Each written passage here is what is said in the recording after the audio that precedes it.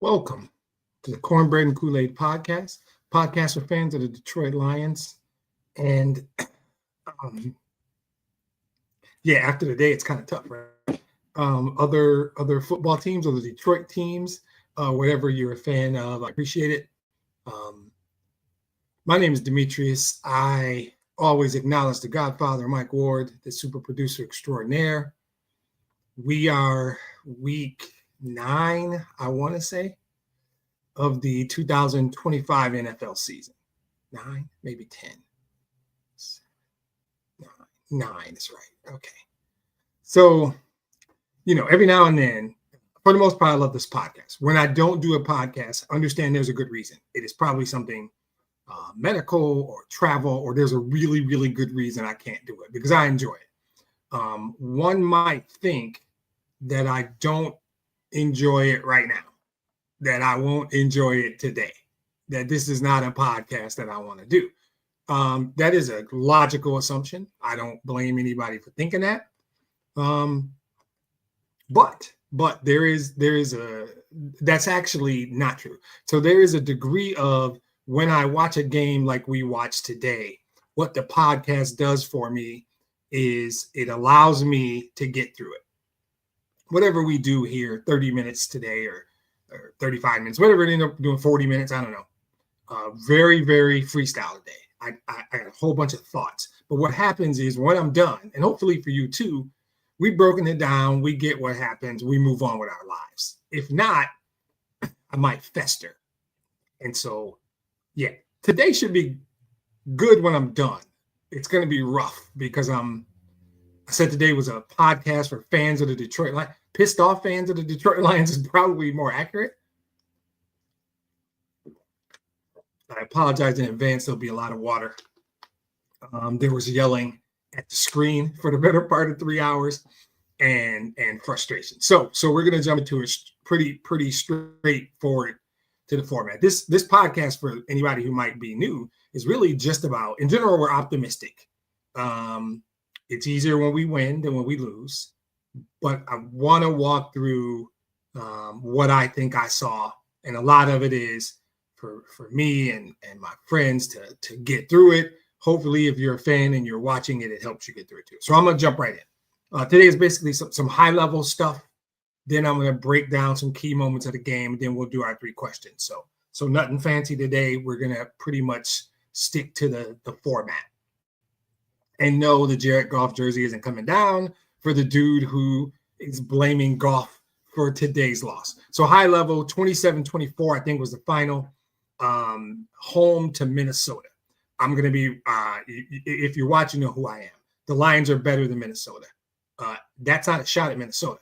They did what they had to do to win the game. And sometimes if the other team doesn't show up to play, you can go into their building. You can do the things you do well, and you can create a game that you can win.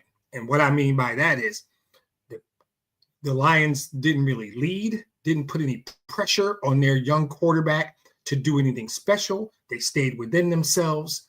They did what they do really well, which is creative blitzes and confusion offensively. They took advantage of our injury/youth on the interior of the offensive line.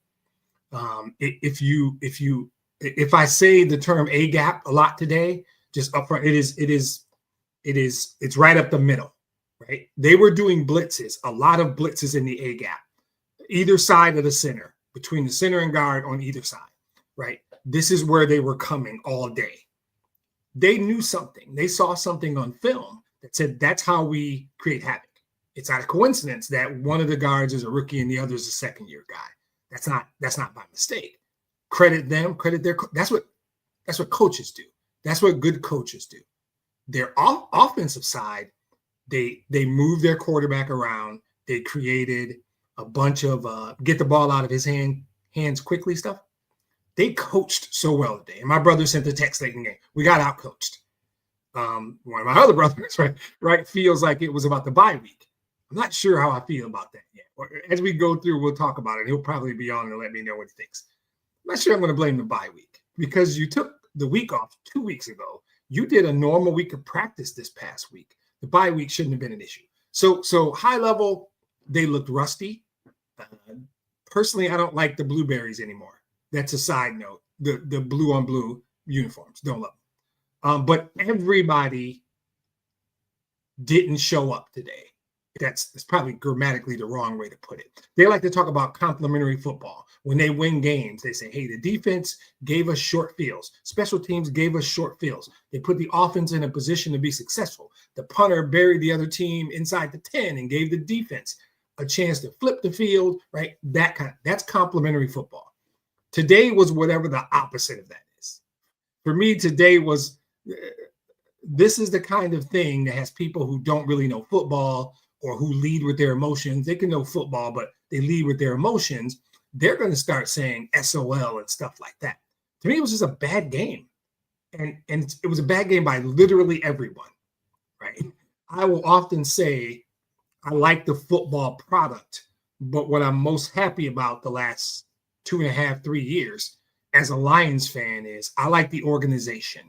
I like the toughness of that guy, no matter what his uniform number is. It could be Penei Sewell. It could be somebody whose name I barely know. Because the organizational culture is such that if the Lions sign you, when you show up in that locker room, when you show up in the building, if you're a new accountant for the Lions, he's tough. The janitor's tough. Today was the first time in a long time that I didn't feel like that. Right? Today was an organizational loss. And so one guy hit me and said, are you going to do the blame pie thing? I said, no, not really. There's not enough to go around. Everybody gets a piece today. Everybody failed. I mean, 16 jersey ain't coming down. He didn't play well today. I'm not going to try and trick anybody and suggest he played well. Now, there's factors for why he didn't play well. But this was an organizational loss. It was inexplicable because I still tell you I believe the Lions are the better team. And there's a man in Minneapolis waiting to talk to me on another podcast later this week to give me the business, right? Because he is feeling good right now. And he believes I'm feeling bad. And that's just because he doesn't understand how I function. Whatever is tossed life-wise at me, I'm going to just keep going. This is just a football game. This is nothing.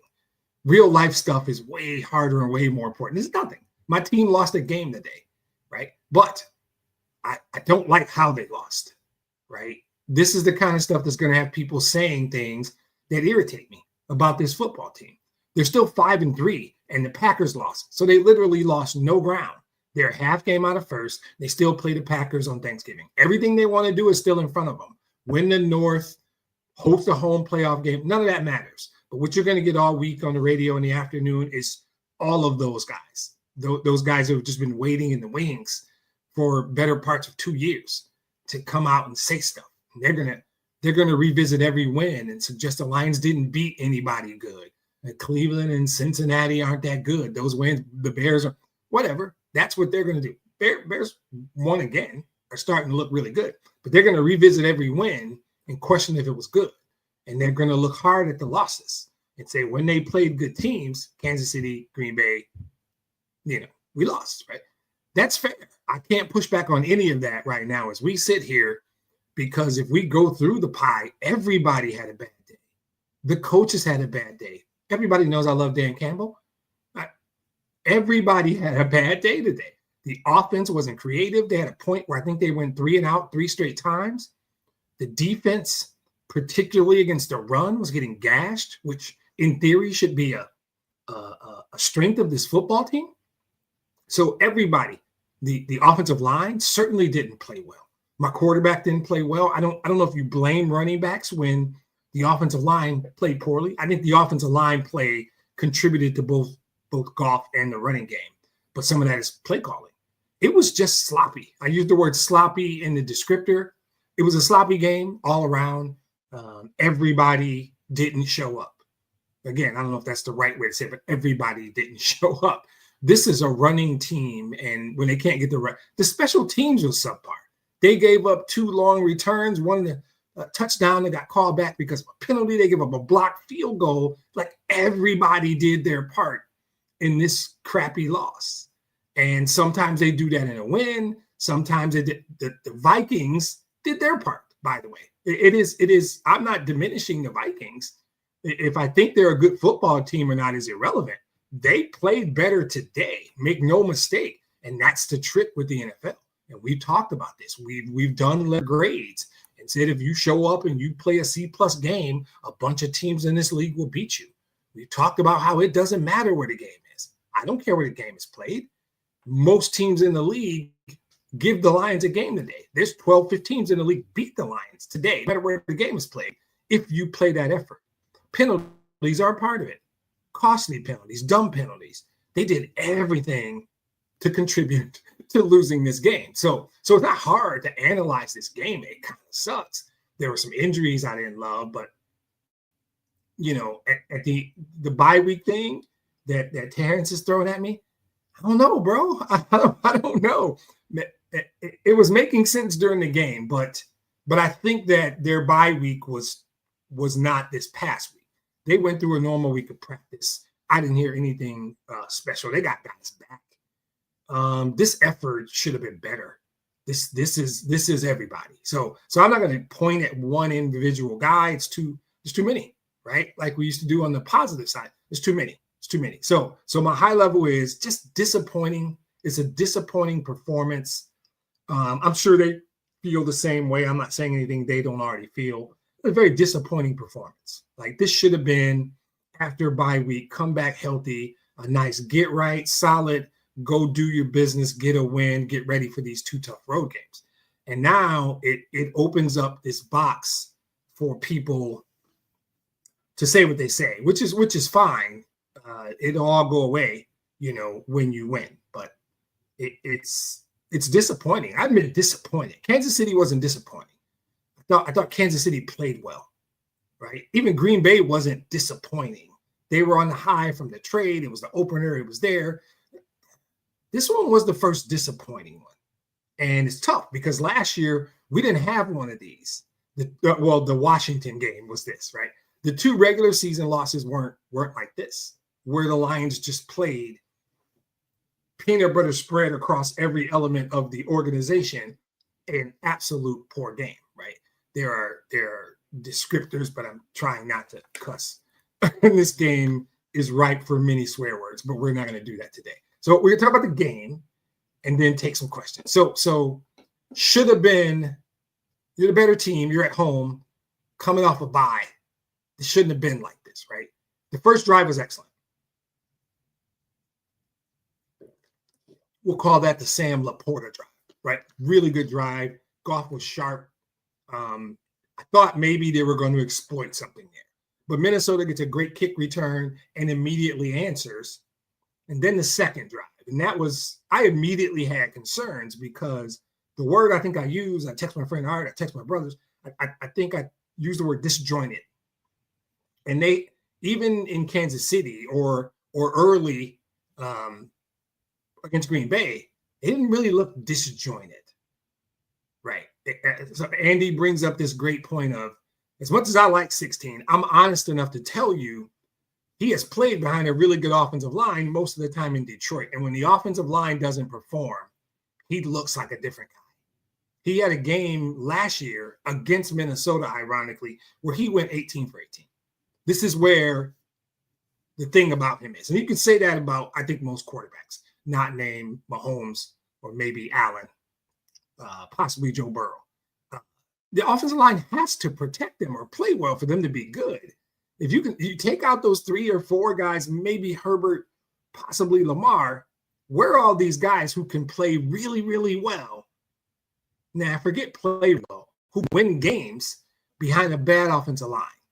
That's the list you can give me if you want to have a Goff conversation. Because I don't think Jordan Love is great anyway. And I think if he was playing behind a subpar line, he would be even less great. I don't believe that Jalen Hurts is great. I think that system utilizes his best skills, so he's really good. You get outside of those guys, who are these guys? When Stafford's line wasn't good, Stafford might also be an exception. So there's a short list, right? But I think Jared Goff, to Andy's point, Jared Goff needs a good offensive line to play well. And today they weren't good. They weren't good at all. I don't know that the play calling helped. And I always struggle with how do you evaluate play calling? When the run's not working, but you're a running team, do you just keep running? do you go outside of what you do? We're in a game that was close. It was a one-score game most of the day. So there was never a need to deviate heavily from who you are. But I felt like they stopped trying to get the run going. And maybe there's a point in time where you say, they're not going to let us run today, because you got to give the other guys credit. Maybe Minnesota said, we're going to blitz him from a bunch of angles. We're going to do a bunch of twist games. We're going to rush the A-gap. We're going to do everything we can to overwhelm those two young guards, shut down their run, and make Goff nervous. If that was the plan Wednesday, they did it. In their meeting, they did it. You got to give them credit. They were gashing the Lions throughout the game, though. They got clunky on defense. There was a big 3rd and 9 play to St. Brown. I thought, okay, maybe we're going to get going. And then they came back and blitzed, I think, back-to-back plays. And the whole first quarter was sluggish, and it was 14-7 Vikings at the end of one. And I was thinking to myself, I don't really like this. I wasn't nearly at a place. Terrence gave up middle of the third quarter, and I'm still mad at you about that if you're listening. It's way too early for you to give up. Early second, though, the defense got a big stand, flipped the field. We get the David Montgomery attitude touchdown and tie the game. And I thought, okay, we're fine. And so then what you're watching now is not as much about the score, but I don't like the way they look. I don't like the way they look. That was that complimentary thing where they had gotten a stop on defense. And when Minnesota punted, the Lions got a short field. That's the kind of thing they were talking about. Didn't happen much. The Hutch personal foul play, I think some people will disagree. I think it was legit. I think it was a stupid play. I love Hutch. Hutch is a beast. But every now and then, Hutch is aggressive. And he just kicked him. I mean, if you watch that replay, he just took his left leg and he kicked him in the thigh/knee. That's an easy call, actually. I don't think it was a cheap call. I don't think it was a bad call. I think it was an easy call. And the rest had to make it. Once I saw the replay, I could see the intentional kick by Hutch. They're going to call that. You can get mad. They're going to call that, right? But then, you would see back and forth. If that would have been the other way around, I'd have been pissed had they not called it, right? Jack Campbell played well. He's one of the people I will call out. He made a big play in the second quarter. But then he got a call that was just a bad call. And I didn't love that. But the first half ended kind of weird. Terry and Arnold got an interception. My brother was pissed. But they didn't get any points, so they go in down 3 at halftime. And at halftime, I think the feeling was, there's no way we can play that poorly in the second half, right? You assume the Lions are going to play better. And if you're still an objective person, or even not objective, you know who the better team is on paper, no matter what you're seeing. And a half of a football game is an enormous amount of time. The Lions could turn it around and play better. At least that was the hope. That was the thought process. But they came out, they got the ball early in the second half, and you get the stop and you force the punt. And I remember saying, I feel like they need points. And this is early third. Not quite time to give up like Terrence did, but I'm picking on Terrence for giving up so early. That felt like a pivotal moment of the game. And then there was this weird call. Wait, no, never mind, no call. I don't know what you saw, what you didn't see. Why are you saying there's a call and there's not a call? But the challenge, then they get that non-catch by, was it Addison? No, it was Jefferson. Challenged it, barely made it in time to get the challenge in. You forced a punt, and here it is again. You need to get going. You've had 3 straight 3-and-outs. You're down 3. Huge opportunity to get going, and you get the play. And Demo breaks it open. And this is the point of the game, right? Everybody's got a different moment. Maybe you think it was some other play. To me, that's the play. It's a 17-14 game. He has gotten the first down. I think it was third down, by the way. And that if he doesn't, and it got punched out. So it truly wasn't, it's not like Montgomery fumbled. The guy comes from behind, can't remember his name, comes from behind and punches it out, much like a meat tends to do to other teams. That was the play of the game. That was the play of the game because we got the crowd back in. we probably would have gotten points minimum. We passed on a field goal earlier. We got a field goal blocked earlier. There are people who are going to try and start a conversation around the going for it on fourth down and different things that we do bite us. I don't buy that. Statistically, if you break down those choices, they don't. That's the play of the game to me. And it happened in the third quarter in the 3-point game. The David Montgomery fumble. It changed everything. It changed the momentum. It changed the field. It changed everything.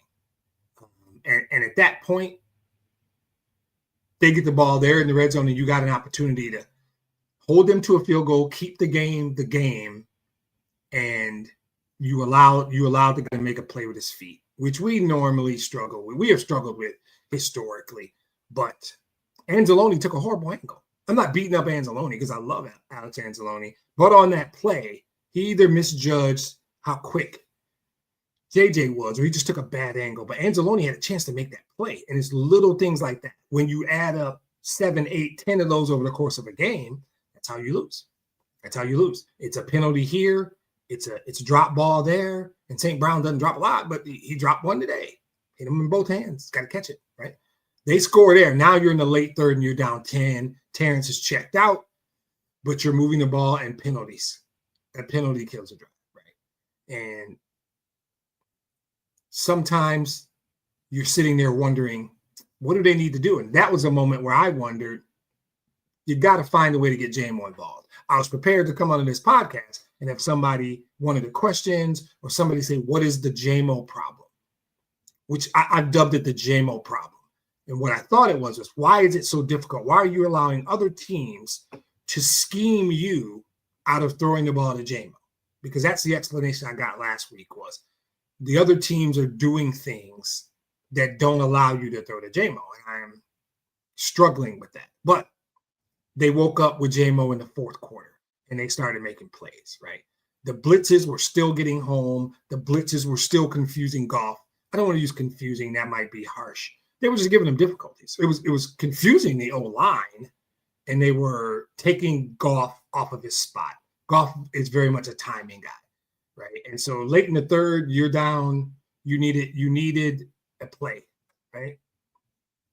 Yeah, J-Mo had a big day.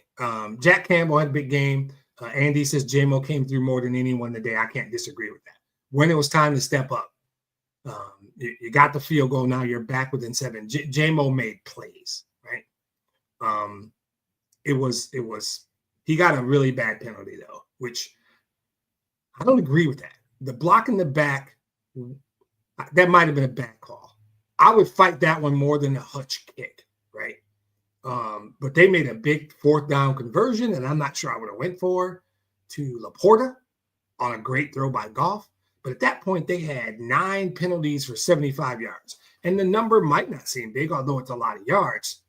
Those penalties were hurting, though. Those penalties were hurting. And then they get them to jump off sides on fourth down. You get the JMO play, and now, you're 27-24. You still got a chance. All you need to do is make one play, right? And the defense couldn't. You need to make that one play. And I'm not blaming that kid. If he turns his head around, he can probably knock that away. If he gets his hands up, he can probably knock that away. If we get pressure on the quarterback, it's a more difficult throw. There's 100 things. But the analysis, the final analysis of the game can be very simple. When the Vikings needed to play, they found a way to make it. And when the Lions needed to play, they didn't. Outside of the big JMO touchdown, they didn't. They had a bunch of 3-and-outs. They had a bunch of open possessions. And they just played really sloppy, lackluster. I could do a whole bunch of descriptors to describe what it looked like, right? And if you compare it to what you believe the Lions are, which I do, which is they're going to bring it every game. They're going to fight you to the end. This is the kneecap thing. They didn't bite any kneecaps today. And that was disappointing. That's what it was. So all right, let's do a couple questions and wrap this nonsense up. There were, Andy mentions drop passes. There were a few. I think JMO had a drop. I know St. Brown, like I said, had a drop that I thought he should. I'm not going to act like Goff was great today, though. And I have to acknowledge that. I just think it's everybody. I think a couple of plays where Gibbs missed a hole. I think he could have cut a play back, and it looked like there was room. Montgomery, same deal. It literally was everybody. Laporta had a good game, by the way. I don't want to disparage him. But all right, let's do some questions here. What's the first one? How long can we get away with these C+ C- games before we have to question if the Lions simply are just an average team? Huh. I mean, that's fair. I can't get mad. Even for an optimist like me, that's a fair question. I don't do the excuse thing. Like we've been on for 30 minutes already, and I've used words like disappointing and lackluster and sloppy. We know what we saw. I'm not trying to sell you a bill. I don't know if they're good. They're 5-3. I think they're good. I thought they were good. They might be good. I don't know. And great question, Andy. You can't do anything. Okay, so Andy's question is, if the line can't hold, what do we do about Goff? There's no doing anything about Goff. Goff's our quarterback, bro. I'm not saying that because I'm a massive Goff fan. Your question might be, do we change the scheme, right? Do we call plays differently?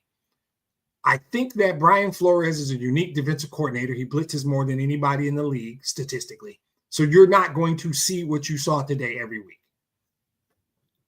Simply put, though, at some point, the game's going to be win or go home, and that game might be against Minnesota. Or that defense coordinator might just take the Brian Flores approach. If you show that you can't handle that, and we'll get them again later in the year in Minnesota, there's no doing anything about Goff. There's no, what do we do about Goff? We line him up. We let him play.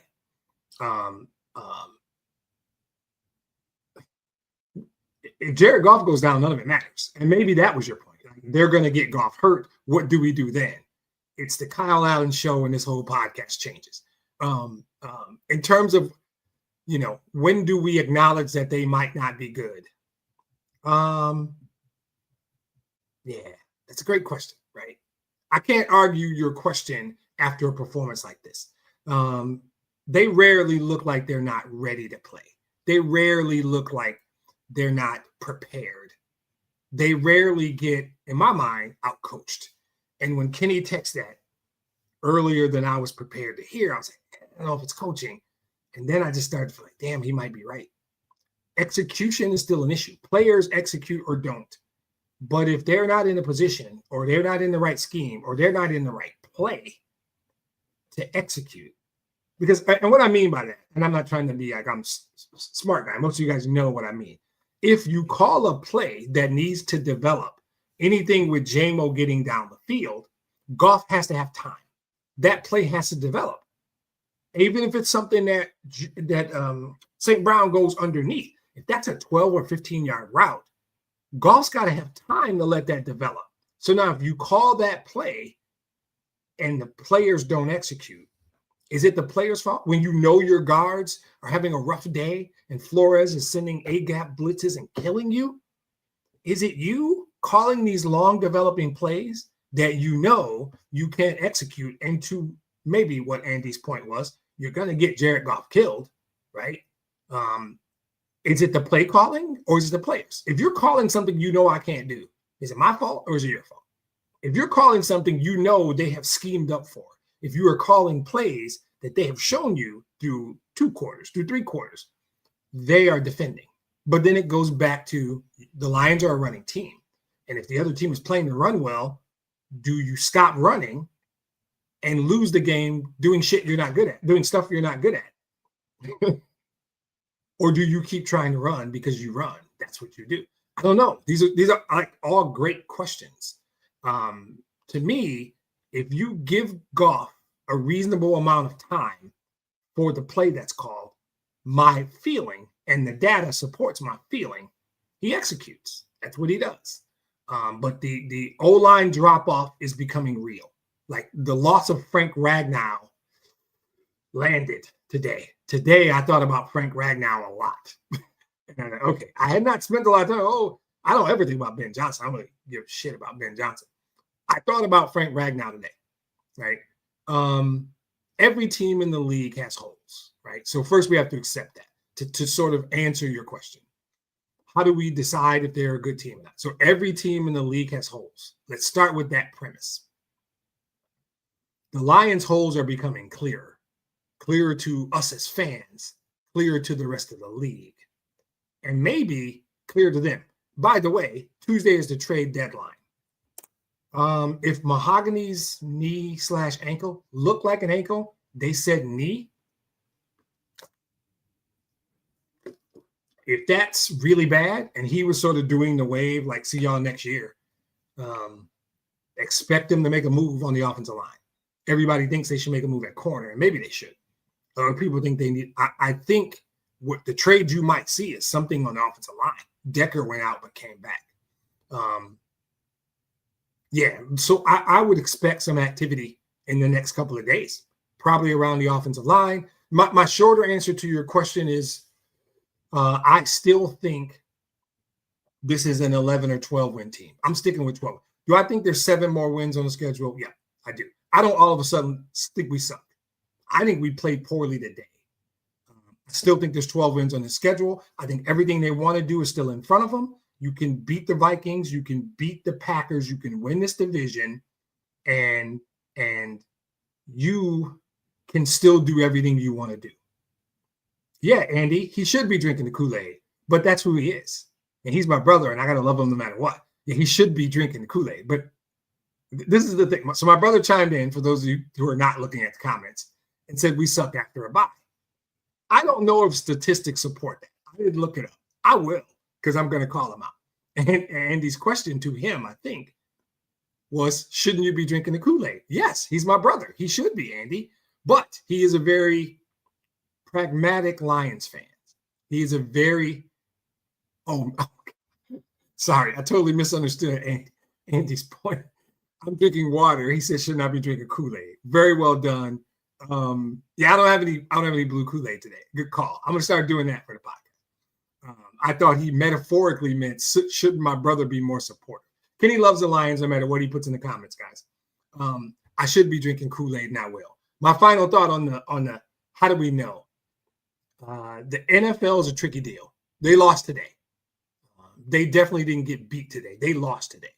They contributed to this loss on every level. Coaching, offense, defense, special teams, quarterback, corners. Kenny's favorite corner got his first interception, but he didn't play great. So everybody contributed. This is a loss. Kansas City probably beat us.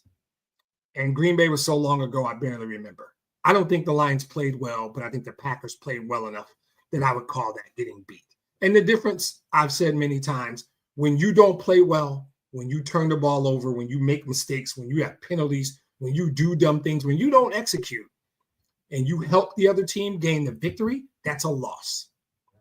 When the other team plays really, really well to their capability, and on that day, they just play better. Last year's Buffalo game, Kansas City a couple of weeks ago. You got beat. And when you get beat, you can just shake the other team's hand and say, congratulations, nice win. Today was a loss. Everybody contributed. It sucked. But let me answer your question. Sorry. The question is, how long can we get away with these games? 2 weeks, right? It's 2 weeks. You go to Washington, you go to Philly. You go get road wins at Washington and Philly, the narrative changes. I come back and we're back where we think we should be. I have not bailed yet. I still see 7 more wins on this schedule because I still think it's them. And they have a demonstrated history of fixing it, right? Terrence texted me earlier. I feel good about next week because we don't lose 2 in a row. And he's right. In like 3 years since they lost 2 games in a row. And if you believe in statistics, and if you listen to this podcast, you know I do. Yeah, bodes well for next week. Plus, I think the Lions are the better team, right? And this should light a fire. Not that a Dan Campbell coach team should need a fire. I cannot imagine practice is going to be fun this week. I cannot imagine that coaches' meetings are going to be fun this week. I expect an exceptional performance next week. I expect an A-, A+ effort. I expect a solid win on the road. But the answer to your question is, how long do we have to wait? Not long. If they go shit the bed in Washington like they did today, sorry, guys, my language. I mean, I've been trying to work on that, but sometimes it is what it is. If they go play poorly in Washington and lose, and we're really going to feel weird going into Philly and they lose both of these games, then 2 weeks from now, our conversation is as different as it's been in 3 years. We're having a different kind of podcast then. I don't expect that, but I'm an optimist who always thinks that. So, all right, let's get another one. What are your thoughts on the officiating in this league? Oh, boy. Okay. All right, so we're just going to be real. I'm not the dude that blames refs in general, but I've had a long-standing issue with officiating in this league. Some of it is the performance of the refs. Some of it is the way the league approaches their refs, the way they approach officiating in their game. Some of it is the rule. Some of it is, the rule or rules themselves. Some of the rules are so nebulous and vague, they put these men in a tough spot. The whole Kansas City conspiracy aside, I don't generally do conspiracies other than the most famous conspiracy of all time, but I'll do a Kennedy assassination podcast another day. The Kansas City thing is weird. All the data that people have put together around calls, and the league has a problem with its refs. Here's my opinion. This league has a problem with its officiating, a very, very bad problem. It is partly they are in bed with gambling organizations now. So the integrity of the shield is what they like to say. With each one of these horrific calls, game-changing calls, one-sided calls, nonsensical calls, every time the refs do something weird, like the Lions touchdown in Kansas City, like today, there was a call, and then there was a 90-second pause, and then there was second thought, no penalty. I'm sorry, what the hell is that? I don't know how that happens. My understanding of how this works is that you see something. You say, that is a violation of Rule X. You grab your flag and you throw it. Now, if you're telling me we are shifting to some dude sitting in a chair in New York is calling down and saying, yeah, that's not what that is. And you go, okay, then tell me a dude in New York saw a better angle than I did and corrected my mistake. Here's the problem. The dude in New York better be right. The dude in New York better be right? Because I can live as a fan, and I don't know if everybody feels this way, as a fan, I can live with the aspect of human error in the game. I was never a dude that, there was some egregious stuff. There was a Saints Vikings maybe playoff game maybe 10 years ago that sucked. That was egregious. I think the Calvin Johnson rule was sucked for the Lions. That was more about an unclear rule, right? I think there was a Des Bryant play with Dallas. There was a picked up flag with Brandon Pettigrew, Lions, Dallas, 2012, 2014, I don't know. Those didn't make sense. I can live with the human being that is the official making a mistake.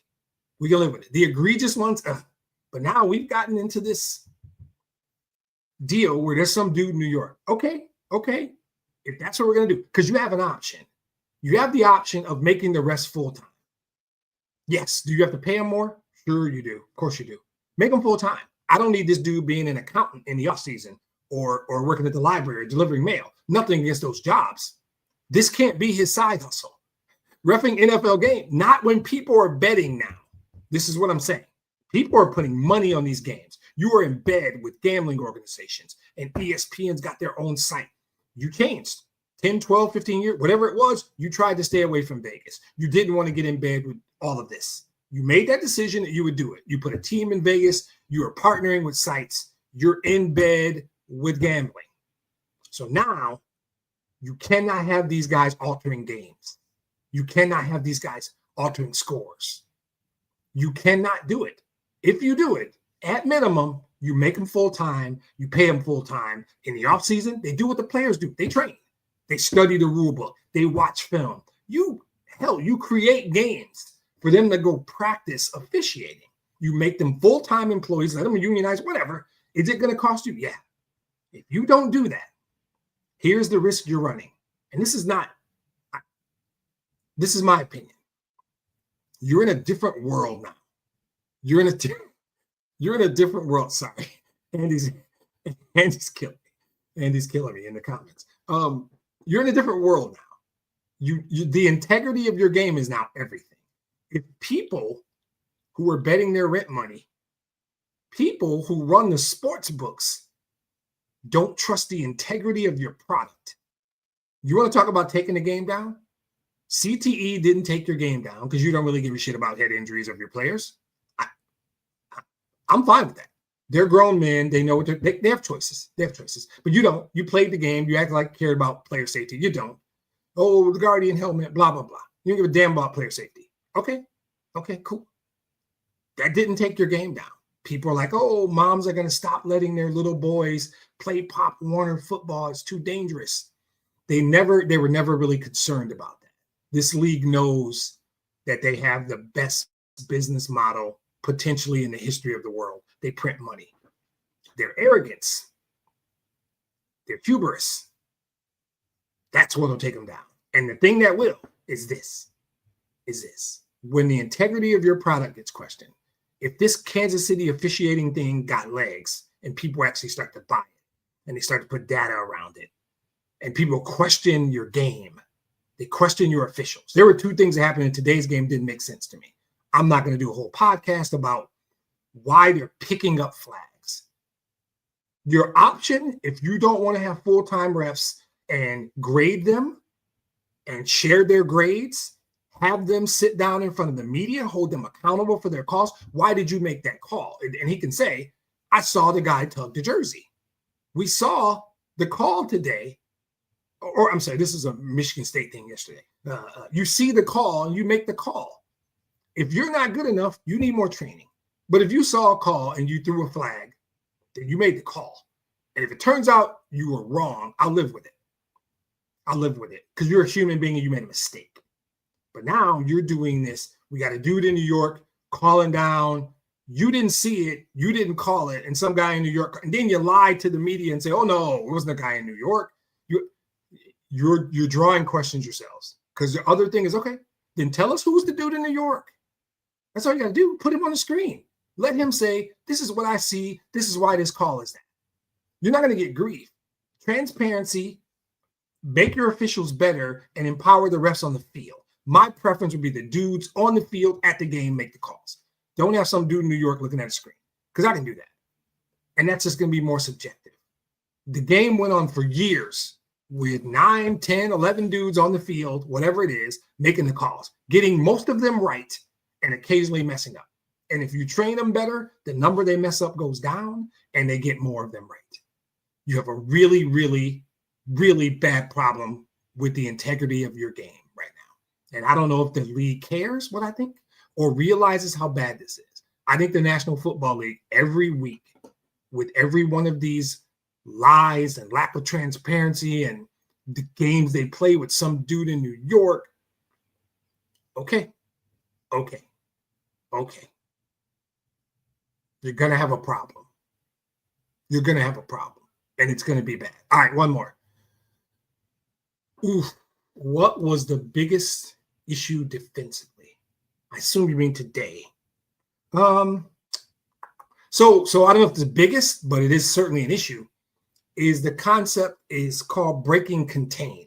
So on the defensive line, there are guys on the end, right? And I'm dumbing it down. Sorry for those of you who know what I mean by breaking contain. Hutchinson, as great as he is, does this a lot. A guy on the end, his job is to get to the quarterback. If they run a running play, he will crash down.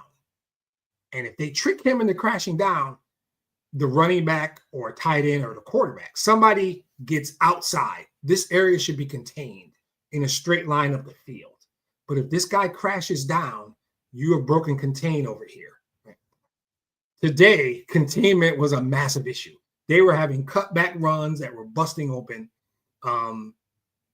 It is difficult when they're running the ball as well as they were. Before Aaron Jones got hurt, they were gashing the Lions, right? Aggressiveness works for you most of the time. But sometimes you get too aggressive and you get roughing the passer calls. Hutch got another one of those today. Jack Campbell's was just a joke. I don't know what Jack Campbell's supposed to do. You can't hit him low. You certainly can't hit him high. He hits the guy square in the middle. He tries to break his own fall with both his arm and his knee. And they called it's got something to do with weight. I forgot what it's called. Landing on a guy with all your weight. I'm sorry. They got a term for it. It escapes me now. There's nothing Jack Campbell could have done better on that play. It was insane. But the Lions were getting pressure. J.J. McCarthy wasn't killing them with their feet. The penalties were a problem. The Lions were getting very, very costly, bad penalties, right? The back end wasn't really a problem today. Andy mentions Kirby, and I assume he means Kirby Joseph. Getting Kirby back will help. I don't think the back end was a problem today. I think they got gashed early in the running game. I think they gave the Vikings, so that's my answer.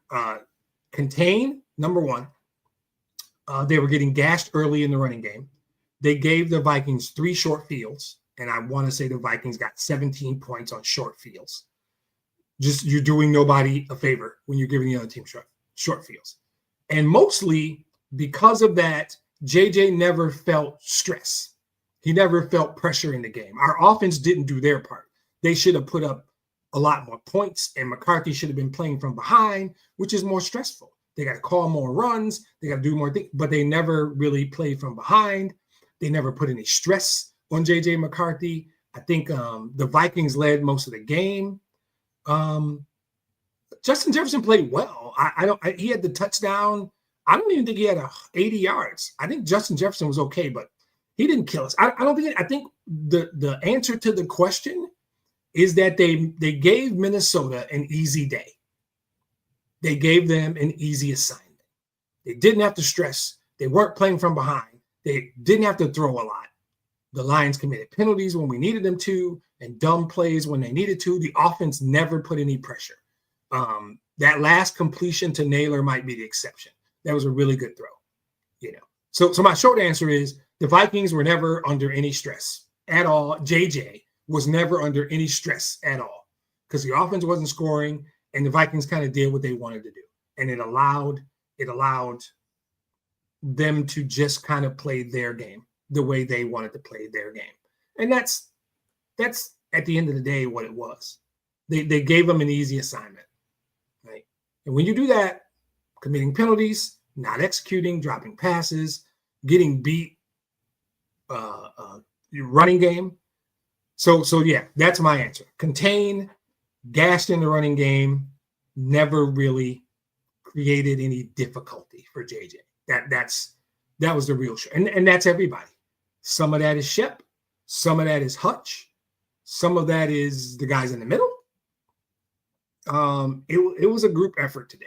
Tough for me to talk about and say, but today was a group effort. So we're going to circle back, go to Washington. Now this becomes a big game. Now this becomes a very big game. You don't drop 2 in a row. You can't go to 5-4. So Green Bay did you a favor. You said no, thank you. I haven't did a favor. I don't think Green Bay's that good, and we'll take care of them on Thanksgiving. But you had an opportunity, and you let it slip away today. So, that's all I've got for this. And like I said, I'm going on about my day. So I hope I appreciate those of you who join me. I always do. I appreciate the interaction, Andy, as I always do. I hope you have a good day, and I hope we have a better game to talk about next week when they go to Washington. And everybody have a good week and take care. Thanks.